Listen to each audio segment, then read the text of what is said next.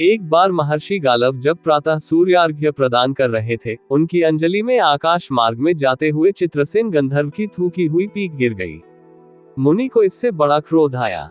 वे उन्हें शाप देना ही चाहते थे कि उन्हें अपने तपोनाश का ध्यान आ गया और वे रुक गए। उन्होंने जाकर भगवान श्री कृष्ण से फरियाद की। श्याम सुंदर तो ब्रह्मण्यदेव ठहरे ही, झट प्रतिज्ञा कर ली 24 घंटे के भीतर चित्रसेन का वध कर देने की। ऋषि को पूर्ण संतुष्ट करने के लिए उन्होंने माता देव की तथा महर्षि के चरणों की शपथ ले ली। गालव जी अभी लौटे ही थे कि देवर्षि नारद वीणा झनकारते पहुंच गए। भगवान ने उनका स्वागत आतिथ्य किया। शांत होने पर नारद जी ने कहा, प्रभु आप तो परमानंद कंद कहे जाते हैं, आपके दर्शन से लोग विषाद मुक्त हो जाते हैं, पर पता नहीं क्यों आज आपके मुख कमल पर विषाद की रेखा दिख रही है। इस पर श्याम सुंदर ने गालव जी के सारे प्रसंग को सुनाकर अपनी प्रतिज्ञा सुनाई। अब नारद जी को कैसा चैन आनंद आ गया। झटपट चले और पहुंचे चित्रसेन के पास। चित्रसेन भी उनके चरणों में गिर अपनी कुंडली आदि लाकर ग्रह दशा पूछने लगे। नारद जी ने कहा, अरे तुम अब ये सब क्या पूछ रहे हो? तुम्हारा अंतकाल निकट आ पहुंचा है। अपना कल्याण चाहते हो तो बस कुछ दान पुण्य कर लो। 24 घंटों में श्री कृष्ण ने तुम्हें मार डालने की प्रतिज्ञा कर ली है। अब तो बेचारा गंधर्व घबराया। वह इधर उधर दौड़ने लगा। वह ब्रह्मधाम, शिवपुरी, इंद्र, यम, वरुण सभी के लोकों में दौड़ता फिरा, पर किसी ने उसे अपने यहाँ ठहरने तक नहीं दिया। श्री कृष्ण से शत्रुता कौन उधार ले? अब बेचारा गंधर्वराज अपनी रोती पीटती स्त्रियों के साथ नारद जी की ही शरण में आया। नारद जी दयालु तो ठहरे ही, बोले, अच्छा यमुना तट पर चलो।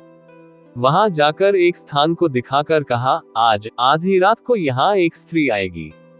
उस समय तुम ऊंचे स्वर में विलाप करते रहना। वह स्त्री तुम्हें बचा लेगी, पर ध्यान रखना, जब तक वह तुम्हारे कष्ट दूर कर देने की प्रतिज्ञा न कर ले, तब तक तुम अपने कष्ट का कारण भूलकर भी मत बताना। नारद जी भी विचित्र ठहरे। एक ओर तो चित्रसेन को यह समझाया, दूसरी ओर पहुंच गए अर्जुन के महल में सुभद्रा के पास। उससे बोले, सुभद्रे, आज का पर्व बड़ा ही महत्वपूर्ण है। आज आधी रात को यमुना स्नान करने तथा दीन की रक्षा करने से अक्षय पुण्य की प्राप्ति होगी। आधी रात को सुभद्रा अपनी एक दो सहेलियों के साथ यमुना स्नान को पहुंची। वहां उन्हें रोने की आवाज सुनाई पड़ी। नारद जी ने दीनोद्धार का महात्म्य बतला ही रखा था। सुभद्रा ने सोचा, चलो अक्षय पुण्य लूट ही लूं। वे तुरंत उधर गईं तो चित्रसेन रोता मिला। उन्होंने लाख पूछा, पर वह बिना प्रतिज्ञा के बतलाए ही नहीं। अंत में उसके प्रतिज्ञाबद्ध होने पर उसने स्थिति स्पष्ट की।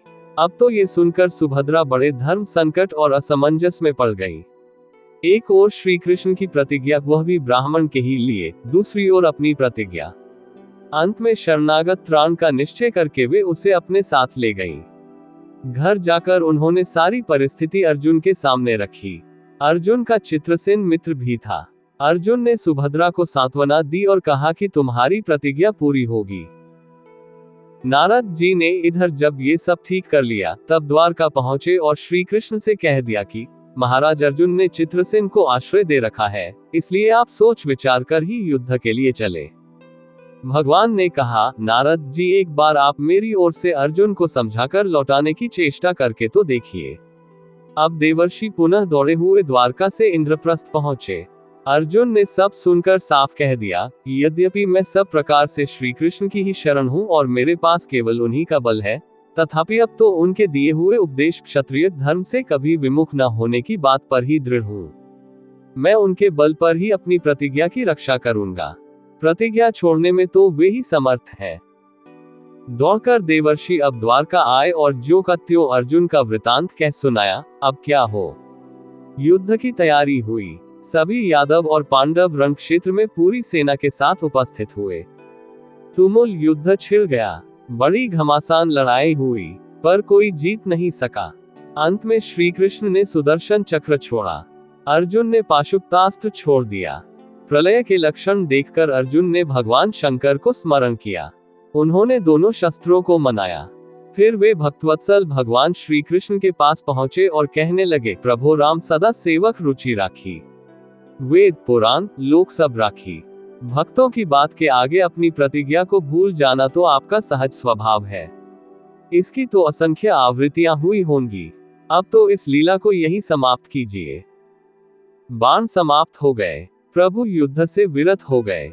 अर्जुन को गले लगाकर उन्होंने युद्धश्रम से मुक्त किया, चित्रसेन को अभय किया। सब लोग धन्य धन्य कह उठे। पर गालव को ये बात अच्छी नहीं लगी।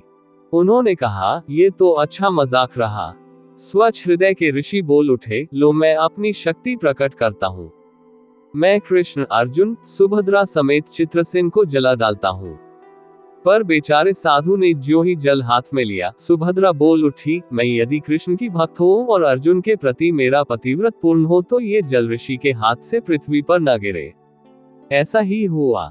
गालव बड़े लज्जित हुए। उन्होंने प्रभु को नमस्कार किया और वे अपने स्थान पर लौट गए। उसके पश्चात सभी अपने अपने स्थान को पधारे।